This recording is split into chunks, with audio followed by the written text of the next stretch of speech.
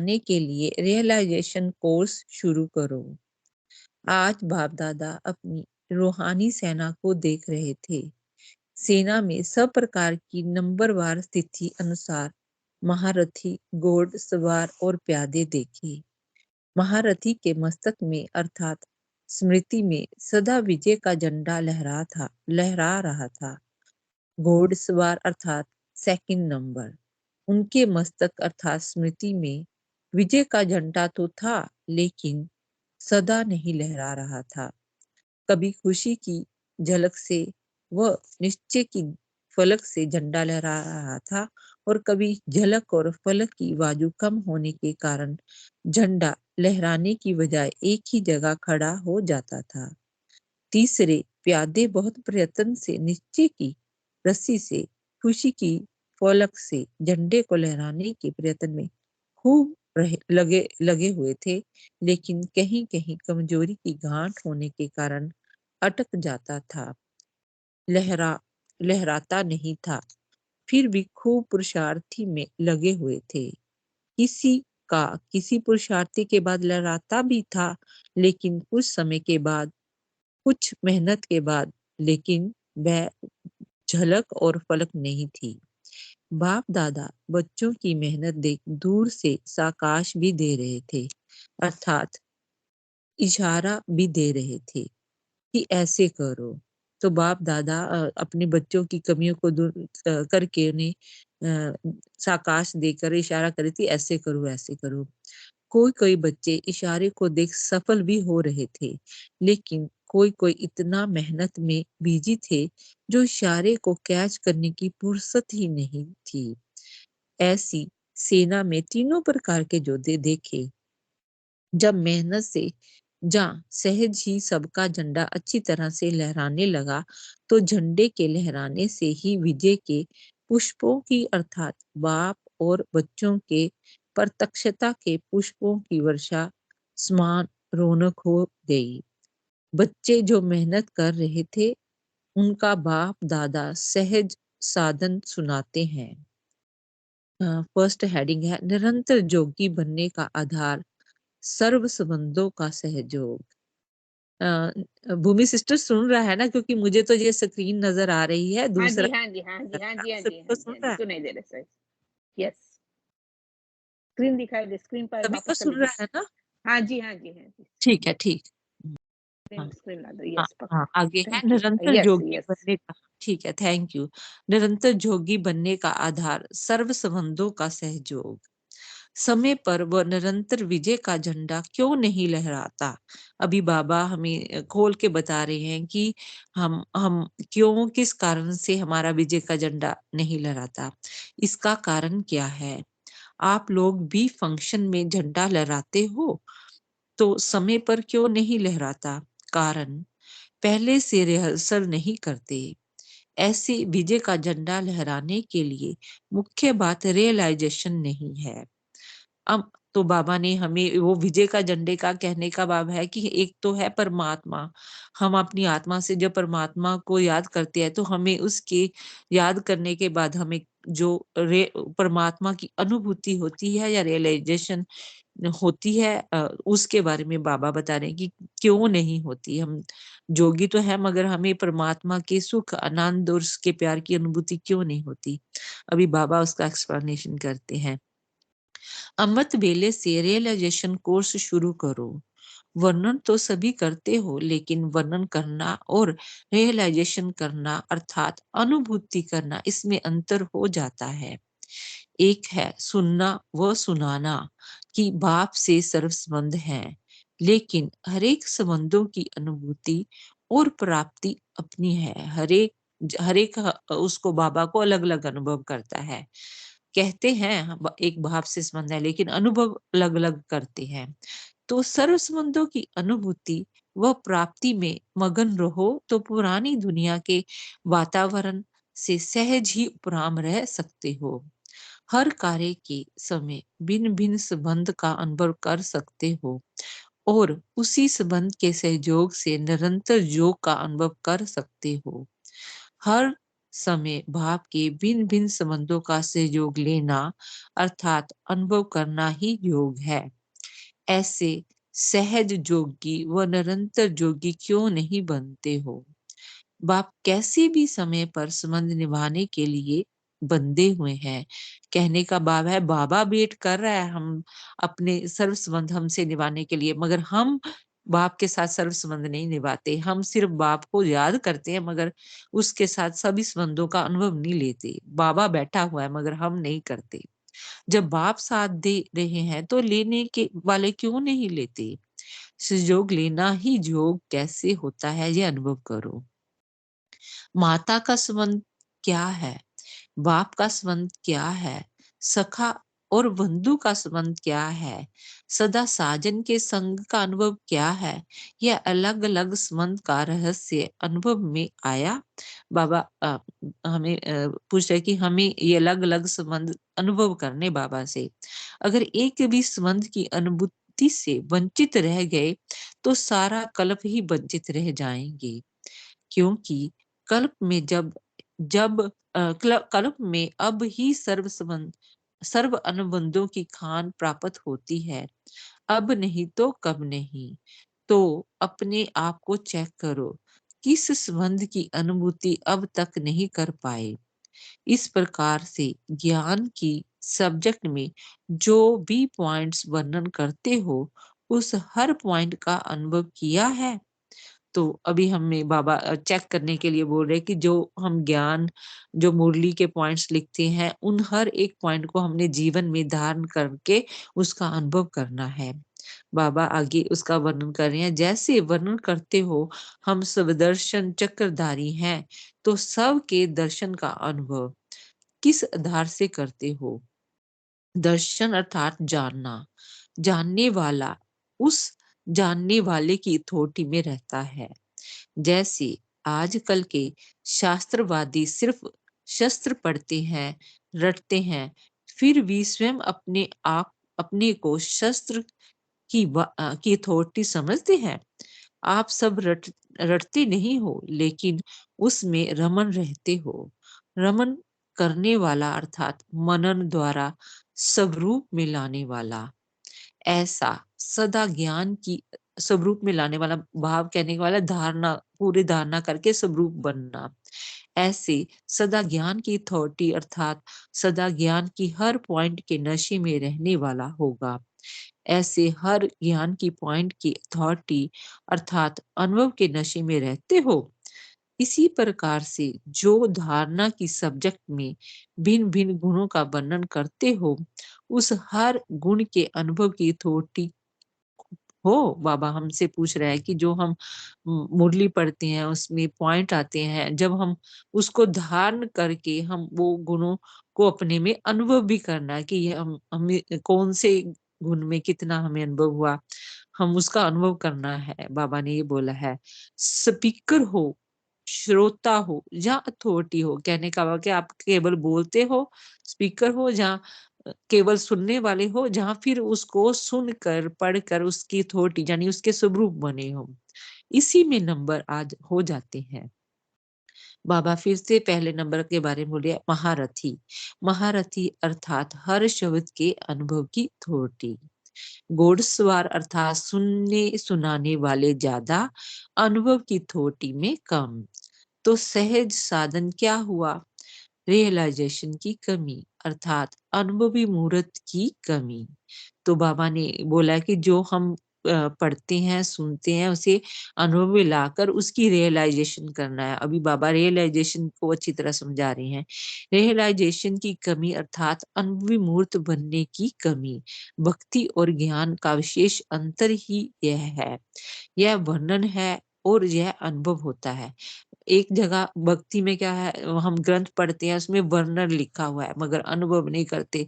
सिर्फ शास्त्रों में जो श्लोक लिखे उसका हम सिमरन करते रहते हैं और बाबा का ज्ञान क्या करते हैं, हम अनुभव भी करते हैं। तो ये दोनों में अंतर है, एक है वर्णन करना और दूसरा ये अनुभव होता है। निरंतर जोगी बनने का आधार सदा सर्व संबंधों का सहयोग लो, अनुभवी बनो। समझा? अनुभव की खान को अच्छी तरह से प्राप्त करो। थोड़ा सा नहीं, लेकिन सर्व प्राप्ति करो। 2-3 संबंध का, 2-3 पॉइंट का अनुभव नहीं, लेकिन सर्व अनुभवी मूर्त। मास्टर अलमाइटी अथॉरिटी बनो तो सदा विजय का झंडा लहराता रहेगा। बाप का सर्व पर स्नेह है। महाराष्ट्र महाराष्ट्र वालों से भी स्नेह है। महाराष्ट्र वाले सभी अनुभवी मूर्त बनना। तो बाबा आगे महाराष्ट्र के बच्चे आए होंगे तो उनसे कर रहे हैं रूरियान। महाराष्ट्र वाले सभी अनुभवी मूर्त बनना। तो महाराष्ट्र की विशेषता सब सब विजयी हो जाएं। क्षत्रिय नहीं जो सदा ही मेहनत में लगे रहें, लेकिन सदा विजयी। अब क्षत्रियपन के समय की समाप्ति हो गई। अगर इस समय तक भी क्षत्रिय रहेंगे तो चंद्रवंशी बन जाएंगे। अब समय है ब्राह्मण अर्थात विजय बनने का। बहुत काल का विजयी संस्कार चाहिए। अब तो समय ही कम है। तो अब से विजयीपन के संस्कार नहीं भरेंगे तो चंद्रवंशी बन जाएंगे। इसलिए अपने भाग्य की लकीर को अभी भी परिवर्तन कर सकते हो। अभी अभी इसी वक्त परिवर्तन करना है। तो ऐसे सदा विजयी सर्व संबंधों के अनुभवों की अथॉरिटी, ज्ञान की हर पॉइंट की अथॉरिटी, हर गुण के अनुभव की अथॉरिटी, सेवा की सब्जेक्ट में ऑलराउंडर और एवर रेडी इस विशेषता की अथॉरिटी, ऐसे बाप समान श्रेष्ठ आत्माओं को बाप दादा का याद प्यार और नमस्ते। अभी बाबा महाराष्ट्र जोन की पार्टियों के साथ रूरिहान कर रहे हैं और पॉइंट बता रहे हैं। नंबर 1 पॉइंट है निश्चय बुद्धि के मन की खुशी की आवाज। पाना था जो पा लिया, पाना था जो पा लिया। सदा सर्व खजानों से संपन्न अर्थात अपने को मालामाल समझते हो। जैसे बाप सदा संपन्न है, ऐसे बाप समान सभी खजानों से संपन्न हो। तो बाबा हमें चेक एंड चेंज करने के लिए बोल रहे हैं कि जैसे बाप में ज्ञान गुण शक्तियां सभी खजाने हैं, तो ऐसे हम में भी है क्या? सभी खजानों से संपन्न हो, कोई भी खजाने की कमी नहीं। ऐसे मन से खुशी का आवाज निकलता है कि पाना था सो पा लिया।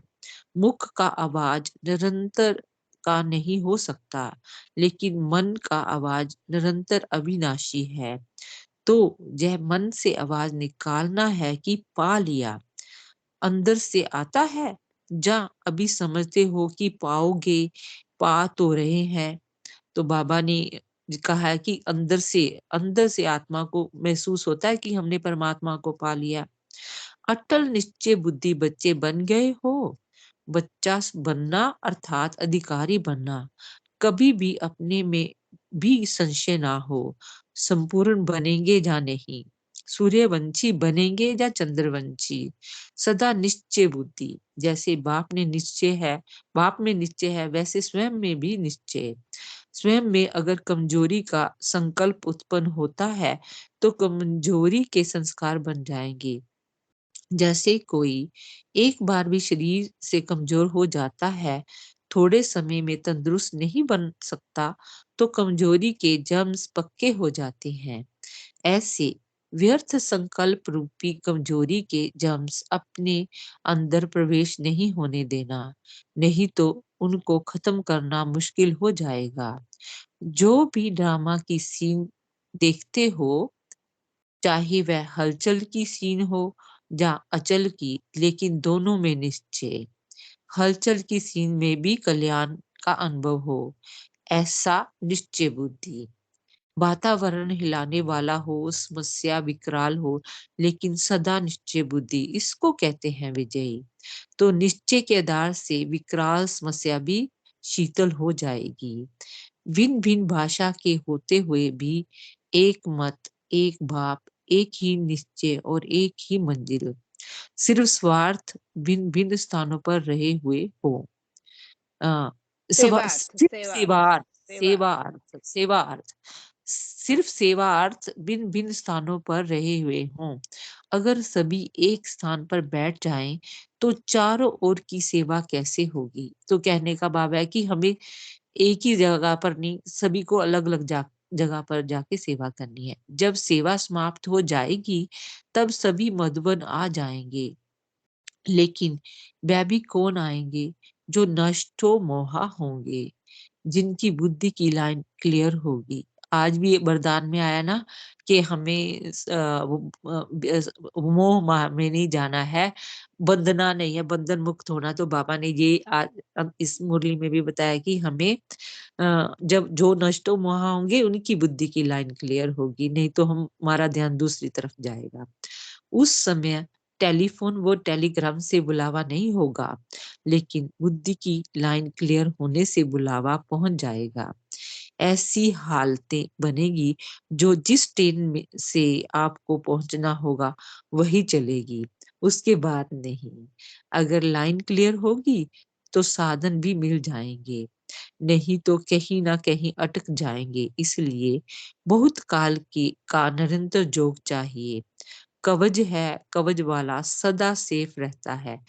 कहने का भाव है बाप की याद में या बाप की छत्र छाया में रहेंगे तो ये हमारे लिए एक कवच समान है। तो हम सदा बाप की छत्र छाया में सेफ रहेंगे, हमें कोई कष्ट नहीं आएगा।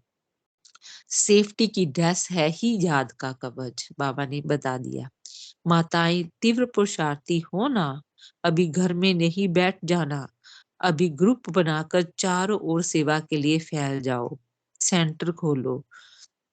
अगले साल देखेंगे कितने सेंटर खोले। समस्याओं के पहले सबको संदेश दे दो, तो सभी आपके बहुत गुणगान करेंगे। अभी सेवा केंद्र खोलते जाओ, संदेश देने के लिए कोई साधन अपनाओ।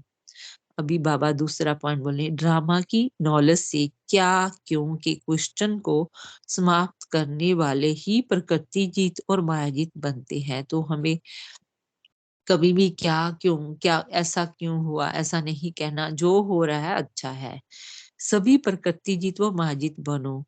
यह पांच तत्व भी अपनी तरफ आकर्षित ना करें और पांच विकार भी बाहर ना करें। ऐसे मायाजीत और प्रकृति जीत दोनों ही पेपर में पास हो। अगर कोई प्रकृति द्वारा पेपर आए तो पास होने की शक्ति धान हो गई। तो क्या बाबा ने क्वेश्चन किया कि अगर आए तो में क्या हमारे में वो शक्ति है कि नहीं? आजकल में तो नहीं आएंगे। जरा भी हलचल में आना अर्थात फेल। ये क्या, ये क्यों, ये क्वेश्चन भी उठा तो क्या रिजल्ट होगी? अगर जरा भी कोई प्रकृति की समस्या वार करने वाली बन गई तो फेल हो जाएंगे। कुछ भी हो लेकिन अंदर से सदा जय आवाज निकले, वाह मीठा ड्रामा। इतना ड्रामा का ज्ञान पक्का किया, हमें बाबा बोल रहे हैं। क्वेश्चन मार्क तो नहीं किया, मगर बाबा ने हमसे पूछा क्या इतना ड्रामा का ज्ञान पक्का किया? जहाँ जब अच्छी बातें हो तो ड्रामा है, आजकल हलचल की बातें हैं तो हाय हाय। तो बाबा ने बोला तो ड्रामा को वे हाय हाय नहीं करना। हाय क्या हुआ? जय संकल्प भी ना आए, ऐसे मजबूत हो, क्योंकि आगे चलकर अब ऐसी समस्याएं प्रकृति द्वारा भी आने वाली हैं। प्राकृतिक आपदाएं तो दिन प्रतिदिन बढ़ने वाली ही है ना। तो ऐसी स्थिति हो जो कोई भी संकल्प में भी हलचल ना हो, ऐसे अचल और अडोल बने हो। अगर बहुत समय का मायाजीत व प्रकृति जीत का अभ्यास नहीं होगा तो रिजल्ट क्या होगी? एक सेकंड का पेपर आना है, उस समय अगर तैयारी करने में लग गए तो रिजल्ट निकल जाएगी। एक सेकंड में पास हो जाएं, इसका अभ्यास चाहिए। अगर जय भी सोचा कि जोग लगाएं, जहाज में बैठे, तो भी सेकंड तो बीत जाएगा। युद्ध में ही शरीर छोड़ देंगे। पुरुषार्थी जीवन में युद्ध करते करते ही शरीर छूटा तो रिजल्ट क्या होगी? चंद्रवंशी बन जाएंगे। इसलिए हरेक सदा 101 108 की माला में आने का लक्ष्य रखो। लक्ष्य श्रेष्ठ होगा तो लक्षण ऑटोमेटिकली आ जाएंगे। 16,000 का लक्ष्य कभी नहीं करना। तो बाबा ने आज कितना, मैं बस सोचती थी कि 16,000 में आ जाएंगे। बाबा कहते उसका नहीं, 108 का लक्ष्य रखना है। नंबर 1 आने का पुरुषार्थ और लक्ष्य रखो। शक्तियां सदा शस्त्रधारी, शिंगारी मूरत और संहार करने वाली। तो बाबा ने शक्तियों को बताया है, जो माताओं को के बारे में बताने लगे हैं। दोनों ही स्वरूप में स्थित रहती हो, श्रृंगारधारी और संहार करने वाली।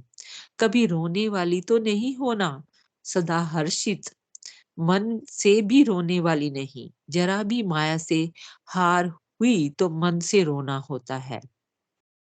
माताओं को तो सदा खुशी में नाचना चाहिए, क्योंकि ना उम्मीद से उम्मीदवार हो गई। बाप ने सिर पर ताज बना दिया तो कितनी खुशी होनी चाहिए। पांडव भी माताओं को देखकर खुश होते हैं, क्योंकि खुशियां शक्तियां हैं ही पांडवों के लिए ढाल। ढाल मजबूत होगी तो वार नहीं होगा। इसलिए माताओं को आगे रखने में पांडवों को खुश होना चाहिए। अगर स्वयं आगे रहेंगे तो डंडे खाने में पड़ेंगे। शक्तियों को आगे रखेंगे तो पांडवों की भी महिमा है। आगे रखना भी आगे होना ही है। तो बाबा शक्ति और पांडवों को प्रेरणा दे रहे थे। आगे तीसरा क्या बता रहे हैं बाबा, अपनी विशेषता को जानने वाले ही विशेष आत्मा बनते हैं। बाबा ने अपने अंदर के गुणों को बाहर उभारने के लिए प्रेरणा दी है। जैसे बच्चे बाप के स्नेह में सदा मगन रहते हैं, वैसे बाप भी बच्चों की सेवा में ही सदा मगन रहता है। बच्चों को बाप के सिवाय नहीं और कोई नहीं, और बाप को बच्चों के सिवाय कोई नहीं। जैसे आप बाप के गुण गाते हो, वैसे बाप भी हर बच्चे के गुण गाते हैं। रोज हर बच्चे की विशेषता और गुणों को सामने लाते हैं, क्योंकि जो भी बाप के बच्चे बने हैं वह है ही विशेष आत्माएं। तो विशेष आत्माओं की विशेषता बाप भी गाते हैं। जैसे जौहरी हर रत्न की वैल्यू को जानते हैं, वैसे बाप भी हर बच्चे की विशेषता को जानते हैं। हर रत्न एक दूसरे से श्रेष्ठ है। तो ऐसे श्रेष्ठ समझ कर चलते हो, साधारण नहीं हो। लास्ट दाना भी साधारण नहीं है। बाप को जानने की विशेषता तो लास्ट में भी है। अब लास्ट नहीं, लेकिन फास्ट जाने वाले हो। अभी कोई भी नंबर फिक्स नहीं है, सब सीट खाली है। सीटी नहीं बजी है। सीटी मतलब अंत नहीं है। सीटी बचेगी तो सीट ले लेंगे। लास्ट वाला भी फास्ट जाकर फर्स्ट ले सकता है। माता पिता को छोड़ करके बाकी सब सीटें खाली हैं। मम्मा बाबा और मम्मा। अभी तकदीर आपके हाथ में है।